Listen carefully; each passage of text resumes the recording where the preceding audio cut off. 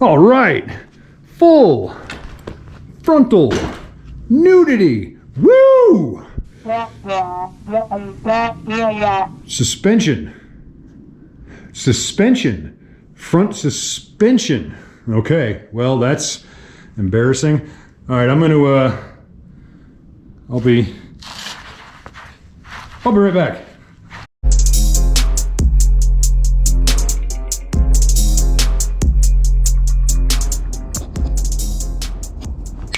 Right. Sorry, it's actually about suspension. Well, sorry, or you're welcome, kind of depending on what you were hoping for when you clicked on this video. Never mind. Anyway, hi. How are you guys? Did you have a lovely holiday and a delightful new year? I hope you did. I wanted to, again, the title should have clued you in that we're going to be talking about this today. But before we talk about this today, I need to show you guys something that's really freaking cool. Check this shit. Dude, look at the butt on that, huh? He must work out. Holy crap. So, lots of hours. You guys were here for a lot of it, a lot of ongoing. But I got this thing sort of tacked in place so it holds its own. I mean, it's not hanging up there, it doesn't hold its own weight, but it holds itself in space, which is pretty freaking cool. So, sorry, my strappage just came undone here. Hang on one second. So, what we need to do next, damn it, hang on. Having an equipment difficulty. Ha! Solved. Take that. What we need to do next, my plan, the next is going to be from these corners here up into the back of our harness bar and all that stuff, and that's all just little chunks of tubing, and that's fine and good and everything, but I like these big visual changes really make a big deal. Man, that's cool looking. They do a lot for my motivation. So I want to take a break. I've been screwing around with this back section for what feels like, oh, I don't know, ever. So I want to take a little break. That needs to be addressed. We need to brace all that nonsense and finish all the tube work and all that, so we're nowhere near done. We'll revisit its butt here before too long, but I want to take a break for a second and sort of get the front end kind of loosely mocked up like that is, because I just, man, these big visual changes are really doing my heart good. So I want to move on to some, I'm trying to do all the broad strokes before we get into like the refining stuff. I haven't done all my door bars yet because I don't want to crawl in and out over them as much as I, so I'm trying to do big broad stroke stuff first and then gotta go back in and fill in little detaily things. I don't know. I'm making this shit up as I go along. Anyway, full frontal suspension. Oh, also, just for the hell of it, just for fun, real quick, my numbers say that most of you guys only watch about 3.5 minutes of this situation, so thanks for your time. Like and subscribe on your way out. For the rest of you guys, I just wanted to get this on film. I wanted to have some sort of record of how ugly and stupid and dumb that looks before we make it the cool new hotness. So I wanted to at least get that out there because, man, for a little while, that is actually what I thought we were going to do here. And yeah, that looks like balls. That looks like the cat's asshole, frankly. Sorry, but it does. So we're going to get rid of that, and we're going to make something new, some new hotness for it. We can look at the butt again real quick. Look at the ass on this thing, guys. Oh, yeah, I scored some roller tires. I think I told you last time. These are a 285/40/19 Pirelli P0. They're just going to be rollers for a while. So they were a good deal and I couldn't turn them down. Okay, sorry. God, I just can't get enough of that thing. I came in the other day, after I put all this together, I came in here to grab some gloves and then this actually stopped me in my tracks. I did that like stutter step shit where you don't know what you're looking at. So that was neat. Like it when that happens. So, thing the next. I can't get there from here, right? So what I need to do is, in order to put our tubing where our tubing wants to be and land all this junk where it wants to be, I need to get these little crossbars out of here because we're not going to use those because I think they're stupid looking. And I think they're mushy, and I don't think they work for the kind of spirited driving we're going to want to do in this car. And I don't like the way that they have to look. I guess I could have put a round tube underneath it and maybe put an ear up here. I don't know. So what we're going to do with this, and I know I've hinted at it a little bit before, but let me show you before we take all this shit apart. We're going to take our crossbars and these just factory rubber bushings out of here. And we have a urethane bushing kit. Thank you. And got some 7/8 188 wall tubing from the airplane store. This stuff cost about twice as much and only tastes half as good as a decent steak, but this is what we need. So the 7/8 ID, 188 tube, 188 wall thickness, making it a 1/2 inch ID. So what we're gonna do, I'm gonna take our C5 Corvette poly bushings and we're gonna cut this stuff down to make, you know, it's gonna slide gently through there like this. And then that will take, and I'll get one of these. Those are still in the plastic. But then that'll get 1/2 inch bolt down through there. So I have a 1/2 inch set of all of our cut send stuff made. So we're gonna make eccentrics that will end up looking basically exactly like these guys back here, where that Allen head bolt is welded to this washer and then it has a D-shaped washer on the backside to hold this in place. These guys will get made, and then that front end will end up getting mounted with those ears just like that. So, but before we do that, I gotta take all this shit off. And rather than just like, here, there, I did it, I'm gonna try, maybe. How do you guys feel about a time lapse? Well, one way or another, I'll see you when that stuff is off. Yeah, like and subscribe on your way out. Thanks, bye. Back in a minute, maybe. And that, as they say, is that. These guys, I'll be honest with you, I was expecting these to be a fight. Anyone who's ever pulled ball joints and spindles and lower or control arms apart knows they usually stuck in there pretty good. They're a taper. They're tapered. You can see they're tapered. And my method is usually to beat the living piss out of this with a hammer out of this side, and they just shock them loose. I did not want to do that on my nice aluminum control arms. So I actually spent about, where'd it go?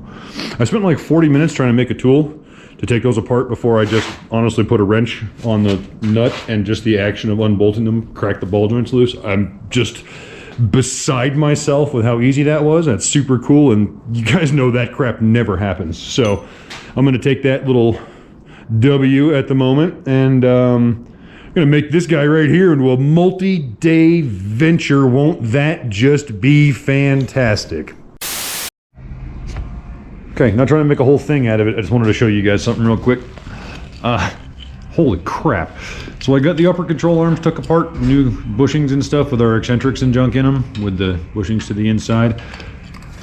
These are what I took out. These are the stock ones, and these are what you saw, these bolt up to the side of the car or whatever. But that means the shit that I can't get over is that all of your up and down upper control arm motion is achieved from just those rubbing around in that pressed in rubber. Oh, that's the upper, but you know what I mean. That's the lower. Sorry, you know what I mean. That just went in there like that, and that bolted to the car. So every time you articulated the suspension, it was just aluminum against this dry ass rubber, and it just that was the whole thing. That was all of it.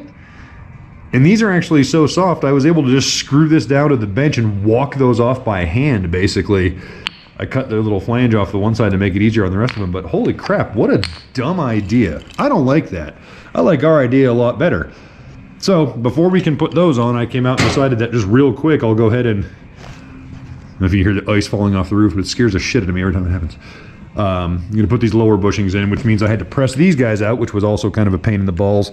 The real thing that's going to suck, though, is I got to cut all this rubber off to save these inners and put them all back in. There's no reason that we all need to watch that, but that's what's happening. See you guys soon, I hope. Holy crap. Ugh, kill me. okay. So these were actually, I mean, they sucked, but they did not suck as much as I thought they were gonna suck. Push those guys out, cut it apart with a Sawzall, and then retrieve the steel bushings from the inside of everything. So, man, I can't get over how mushy these were. I was able to, like, once I pinned these and pinned that to the vise with a socket, I was able to just kind of by hand leverage these things and just walk these off these bushings. It was kind of insane how scooshy and mushy and dumb they are. So I'm glad we're doing the urethane upgrade. These still piss me off. We're gonna do the urethane bushings in this, which is gonna be great. And now we just need to put it back together. Now we just need to put it back together. Now we just need to put it back together. Damn it. I tell you, one of these days I'm going to get that YouTube magic thing figured out, and then everybody's going to want to watch out because, you know, we're going to be in trouble. Anyway, bushings. Check that. So we got bushings put in it. They get bushings put in it, and then we have these little washery guys that drop down our, you know, our size down to, hang on, sorry. Well, that was fun. We literally just watched our battery die in real time. I like it when that happens. So, I think I was saying, I was unable to magic these bushings in here, but we just put them in with a vise. They weren't too bad. And they get these little washers that get hammered in both sides. Yeah, one over here and one over here. And then that whole thing slips up in here, right? There's not a lot of, like, they don't get held in place by the bolts being tight this way. They kind of just get held in place. They just sort of rest in there. And those, the eccentric washers are really what locates those in that thing there. So I mentioned that because the problem I'm having at the moment, everything was going so swimmingly. So of course you knew something was gonna have to go tits up. So anyway, what's happened here is push the bushing in and then push the steel piece into it.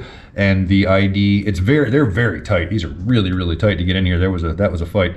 So when those went in, it expanded this bushing a little bit, pushed it out this way since it obviously can't get bigger in here. It got bigger in here this way. Excuse me. So what methinks I'm gonna do, this one seems to be pretty close. This one seems to be okay. There's not a lot of overhang on this side. Maybe just the tiniest. This side is actually kind of significant. It's a couple of millimeters there easy. Like it's a non-zero amount of overhang. Then once you get all the washers and stuff stacked up on there, it won't slide in that hole. So this whole thing is just cast aluminum. So I don't want to like force it because I can imagine it wouldn't take very much to snap that ear off. I mean, I'm sure it's sturdier than it needs to be because, you know, these things have got to last. Doesn't matter. I don't want to lever that in there because I'm worried about that. And these don't want to be wedged in there. They want to be able to move a little bit. So what I think the answer is, I'm going to take the grinder and actually just trim a little bit of this urethane off, give them a whack on the belt sander so they're straight and so they're flat, and we will install our thingus and go from there. So I'm going to go do that. We'll be back after this word from your mother. Hello, Pickle.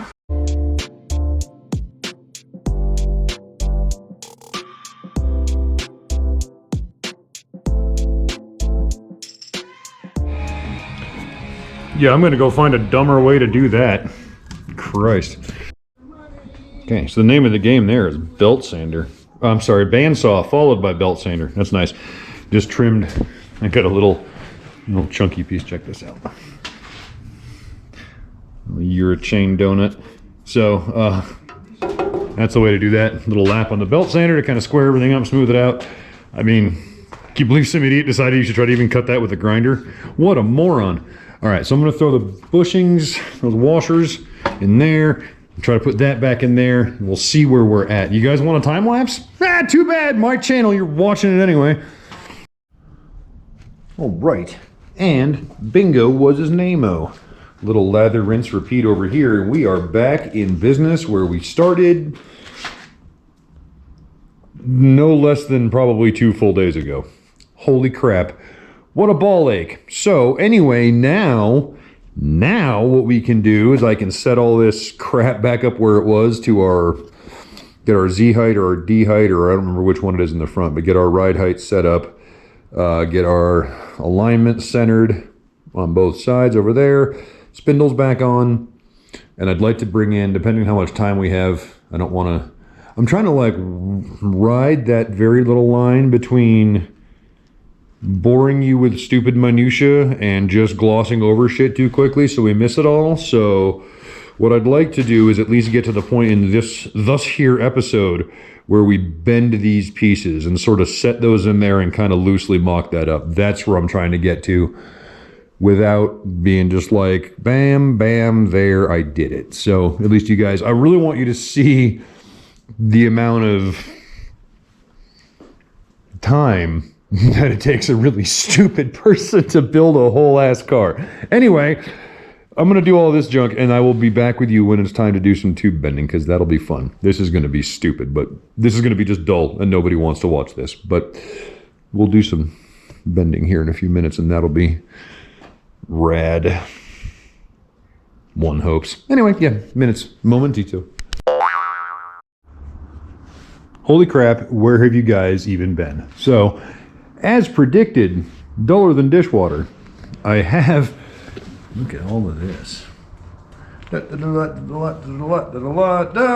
Okay, so what's happening here is we got our lower control arms in their ride height position, and I've been trying to set all of this stuff in place. So just to give you an idea real quick of what it is we're trying to get here.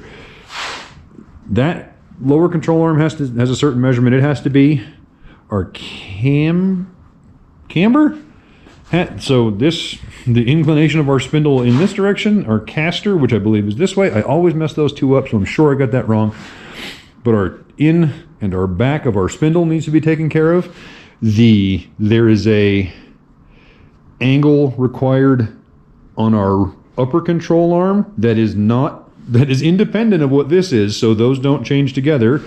This bolt has a certain measurement from the center as well as from the lower mounting hardware. So there's a lot going on here, and as I'm sure you can imagine, when you change, nothing happens in a vacuum. So we get everything all set up, and then I realize my caster is camber. My spindle's tipped back. Caster? My spindle's tipped back too far, so I had to move it forward, a degree or so. So then when you change that, it changes that orientation, and it changes this orientation, and it changes the difference here, and it just changes everything. So what you missed was hours of just me walking back and forth and making little changes and measuring stuff and making little changes, and over that amount of time the changes got incrementally smaller, right? I knew I was doing okay because I was moving things less and less and less and less each time, and we're really, really close. So now measuring from that body bolt there, that bolt there to the center of the upper ball joint on this side here, both my legs, both my knees just crack like dry kindling wood. So from that bolt over there to the center of this ball joint, we are super close to being square. We are, with the tools I have to measure, we're as square as we can be, which is pretty incredible because that ball joint location, like I just said, in great length and detail, that changes every time you change all of this stuff. So the fact that those are both square tells me that we're actually really pretty close. Our level looks good. Our zero height on it looks good. Everything looks pretty close. So I'm going to give that a solid good enough for who it's for. And what we're on to next is I want to do a little bending. I just want to show you what we're doing. I did some measuring. What I want this to do is I want there to be a bar that comes off here, grabs these two pickup points, and then attaches down to this guy here, and we'll make a little brace or something, and that's going to lean out. It's just gonna have to lean out just by the way, just because of the way it is, but that's fine, I'm cool with it. So I did some measuring, and I got this laid out. I'm hoping I'm gonna have enough space to put this all the way in the bender from both sides. I think I am, but this is gonna be, basically look a lot like that, but instead of being 90 degrees, I'm gonna add 6.5 degrees of inclination toward the rear. So our front bend here is gonna be like 96.5, and the rear is gonna be whatever that is, 90 minus 6.5, so 83.5-ish. So I'm gonna try to hit that, get that in the bender, hit both those bends, and then we'll get back to this part. So maybe a time lapse, maybe some bending attempts. You'll know if it worked because we'll come back and talk about it. If it didn't work, you'll have a nice time lapse of this camera flying through that window over there, which will be super fun too. So, yeah, let's bend some shit and we'll get back here in a minute. Ah, almost. Just a little learning opportunity, a little teaching moment. I haven't screwed this thing in a few minutes and I'm distracted because I'm trying to do this dumb shit. So I almost, you see what I did wrong? I marked my distance between my bends and I loaded the damn tube in there backwards, because why would I have ended up...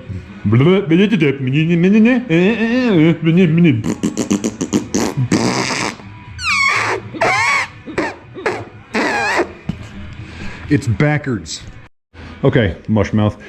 What I mean is this needs to be the other direction, because if we had this in here this way, it drags this piece this way and it makes the bend over here, and we would end up with no space between our bends. We actually have to turn this piece around and put it through this way, the long way, so that our bend happens over here. I think. I know this is wrong. I'm not sure the right way yet, but I'm gonna find it, I hope. Well, this is annoying. So you'll see in the time lapse, I moved these two lines down this way a little bit, both of them a couple inches, because I was afraid of running out of room in my die. Well, turns out I was right to be concerned, because we're at like 60, if we tilt the camera all the way over there, we're at the funny number of degrees, and I'm out of end here. So if we go any more, I need to go another 20, 30 degrees almost. So 27 degrees, 20 degrees, doesn't matter. More than I've got room for. So as we move this through here, we're gonna end up dragging this end past our support block, and then it's gonna bend the end of this, and it's not gonna be long enough to finish the thing. So good news is that there really isn't any good news. Bad news is we now get to take this out, cut up another piece of that tubing over there on the floor, start all the fuck over again. Cars, am I right? I just cannot catch a break today. So, we're gonna need a bigger boat. Of course, it's nice that the $100 and some odd blade on my chop saw is dead. That's pretty cool.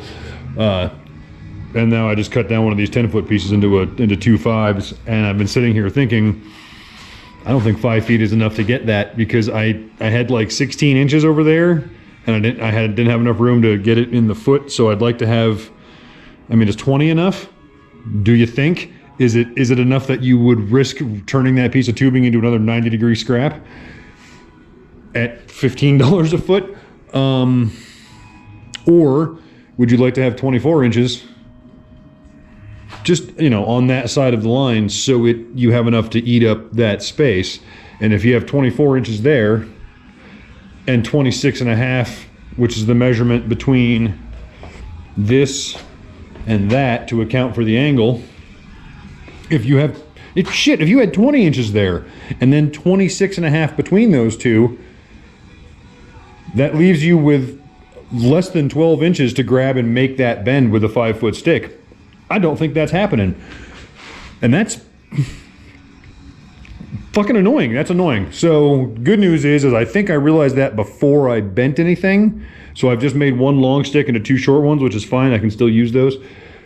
I think I'm gonna load one of those 8-footers into the bender, measure 2 feet from the end, load one of those 8-footers in there and send it and see what happens. And then we'll measure, we'll measure our 2 feet or 26.5, and then we'll just start and whatever. I think it'd be easier to do that. I can then guarantee almost that I get at least one of those hoops out of that piece, and I'll know how many feet when I get done how many excess feet I have and if I would have been able to do it out of a fiber. I'm betting no. So let's, I don't know. God, this is getting annoying. This is the shit that happens, right? This is what turns a several hour long project into a several day long project, because I had to go get a new grinder because my grinder died. So I have a new grinder now, and I went to put the things in the saw, and the saw, you know. Anyway, let's drop a sick beat maybe, and we'll try another time lapse of some more bending, because I fucking know none of us are bored of that yet. Thank God.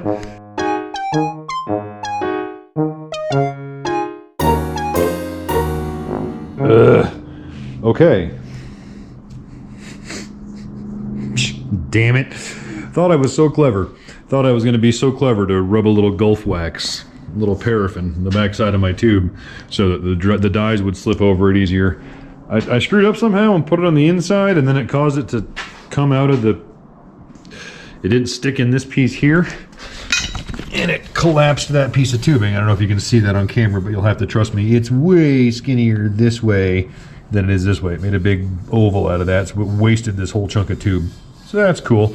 So now I got a piece here with a 96.5 degree bend and a collapsed edge I can't use, so I can cut a few feet out of the middle of that, but that's really about it. That's probably about, oh, I don't know, it's only about $30 worth of waste, $40 worth of waste.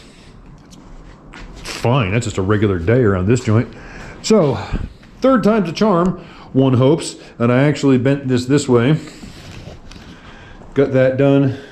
It looks to me, now looking through the camera, it doesn't look bad, but looking on with just my eyes, it looks like this short leg that goes in the front part is overbent, but it really doesn't matter because it's gonna get cut way to shit back up here anyway. So the part that matters is that part there, and that looks fine. So, I'm done. My limitless patience and jolly attitude has just run its course, and I'm tired of this for the day. So I think I'm honestly going to take a break from this for a little bit. I'm going to make the other one of these in the magical land of off camera. That's where I made this one, because everything went pear-shaped with that one over there. So I decided I was going to make this one without the pressure of you guys just being right in my shit all the time. So I think that's good for the day. I think that's good for this one, where, I don't know, come back next time for more fun and excitement. Hope you enjoyed it.